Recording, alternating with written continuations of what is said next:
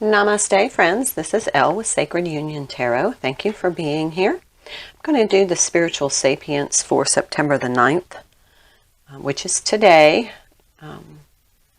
Our Spiritual Sapience is just kind of guidance and a little bit of insight, clarification, understanding of this journey.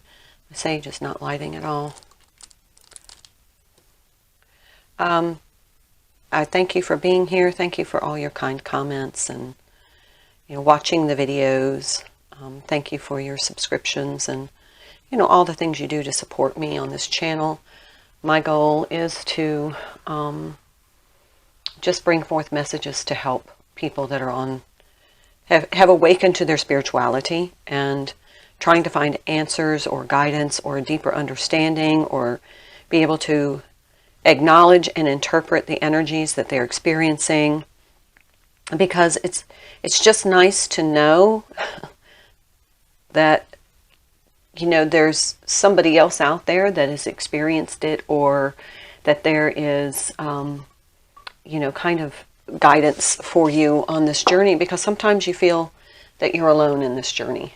You're never alone, but oftentimes especially if you're a person who's just woken up and you don't have a soul tribe of friends that are going through the same experiences, it's really important to have a connection to someone that is awakened, and so that you know that what you're going through is part of the journey. So it's just helpful. Incense does not want to stay. Sorry. That was why. Let's see if we can get that going. I love this incense burner.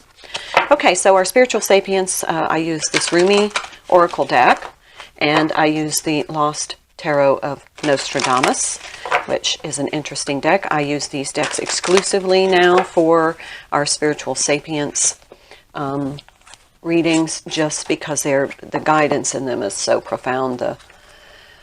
It's a very different tarot deck. It's definitely not what I would call traditional. And so it is unique in its energy. So we'll get started. Let's see what our oracle card is for today. What is the energy about? Passion for purpose. A number 2 card. It's a beautiful card. Passion for purpose. Look at that beautiful card. It's a flowing energy. Red being very passionate.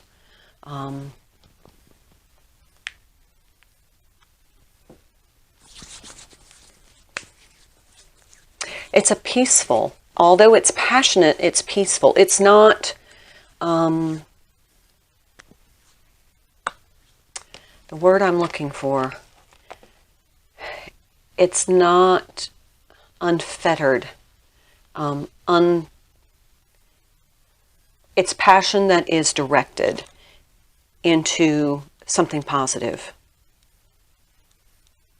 I have not ever pulled this card. Love, like life, flows through the heart. Feel the thrill of the flow and say nothing. That is a poem by Rumi.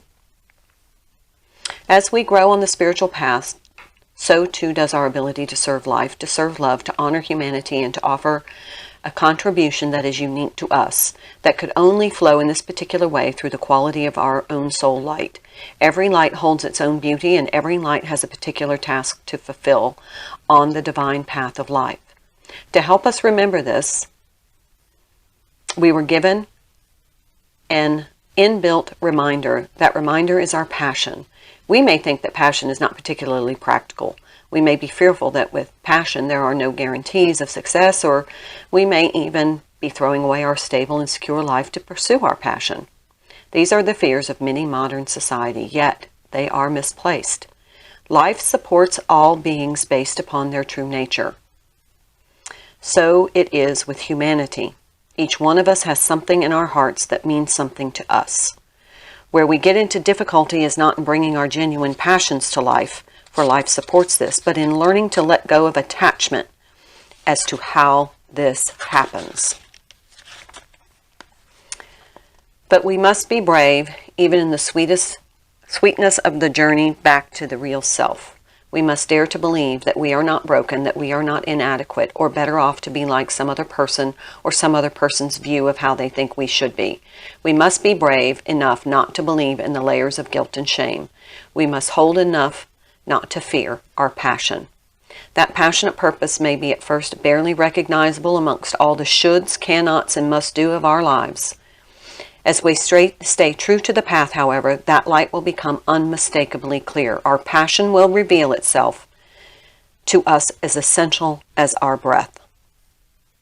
You are being initiated more deeply into your life purpose. Your passion will reveal itself to you with more depth, nuance, and beauty than ever before.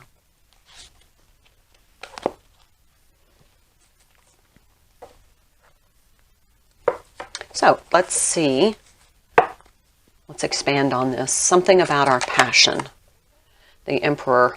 The Emperor is a significator for the Divine Masculine in his 3-day self, and how he is growing and maybe discovering his passion. Here it looks as though he is teaching others, sharing his wisdom and guidance, training others.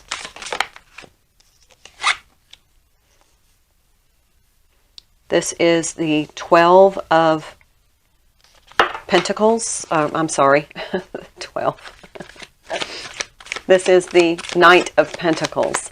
So in this card, it shows somebody that is holding up a blank book. This is where your passion begins. This blank book. The term is astrologer, but this is a knight. Every suit has a different name for the kind of the royal cards. But in this, he's holding up a blank book for you to create your life's work with this passion that is now being revealed because of your spiritual path. Because you're doing your work and you're ascending and you're learning. And you're learning because of your divine mission and your counterpart. That energy is helping fuel your passion. It's helping you to unearth and discover. Here we have Justice. And that is the 8th card in this deck, where in traditional tarot, it is the Strength Major Arcana. In this, it is Justice. And here he's holding like a red rose, a flower of some sort. But he has a sickle in one hand and a flower in the other. And a not so pleasant severed leg. So I'm not sure what that means.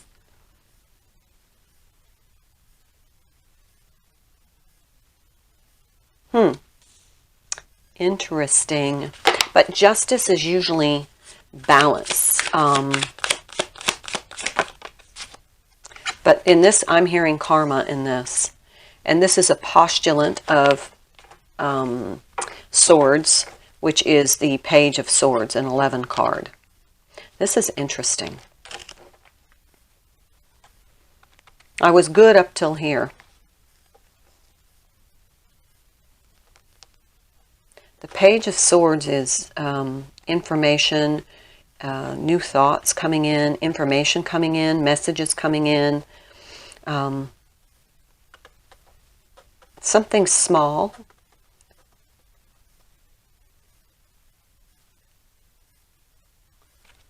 It's interesting. I'm not getting... Let's pull another card.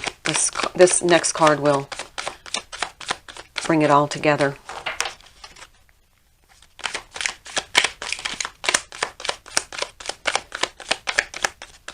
So we have 2 major arcanas, and then a page and a knight, and this is the 10 of Sons, which is the 10 of Wands. This feels like the old, you have begun to excavate your authentic self, and through that you're starting to find your passion, your purpose. But it is it is a hard decision to make to convert your life to this new passion. There's a lot of fear involved. You've been thinking about it, but you've been very diligent on thinking it through. I don't get the Justice card. Because to me it's a Strength card, but this is a fearsome Justice card. It's almost...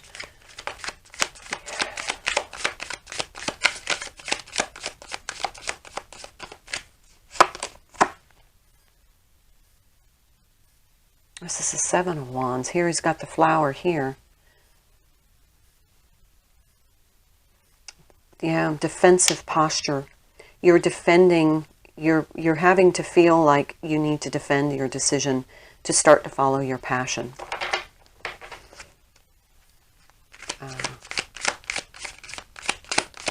Honestly, this is a very awkward energy. Very awkward. It feels as though the Divine Masculine is helping, whether it's the energetic Divine Masculine within you or the Divine Masculine in your life, is in somehow guiding you, instructing you, teaching you something. So maybe you're using your masculine energy to learn something new based upon, because you've discovered a passion. Okay, I get that. The Justice card, I don't get that. I don't get, and I'll be honest, the severed leg is what's tripping me up here. I mean, you can see the severed leg right there. You know, that just disturbs me a bit. And I don't understand that energy. I'm going to look that up in the Nostradamus. Because it just is a bit. Justice wears no blindfold and sees into the depths of our hearts, requiring us to do the same. It requires us to be honest with ourselves and our issues, that we acknowledge the truth of our lives and act accordingly.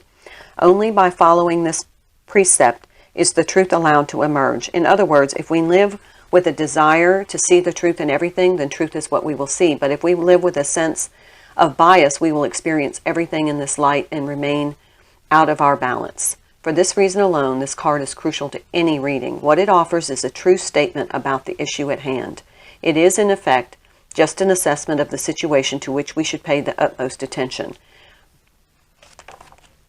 Okay, so this situation, this transition from your old kind of paradigm of life into this new passionate purpose, and all that you're having to transform in your life or release or let go, is it's difficult and it's turbulent, but it's what you need to focus on right now. It's a very important transitionary phase for you, and it is all based upon the heart and knowing your true purpose and knowing your truth and your authentic self. Well, that helped. It didn't explain the severed leg, but at least we got that settled. Okay, so here we have the Four of Swords, and this is take time. Four of Swords is kind of that healing energy, reflective, restorative.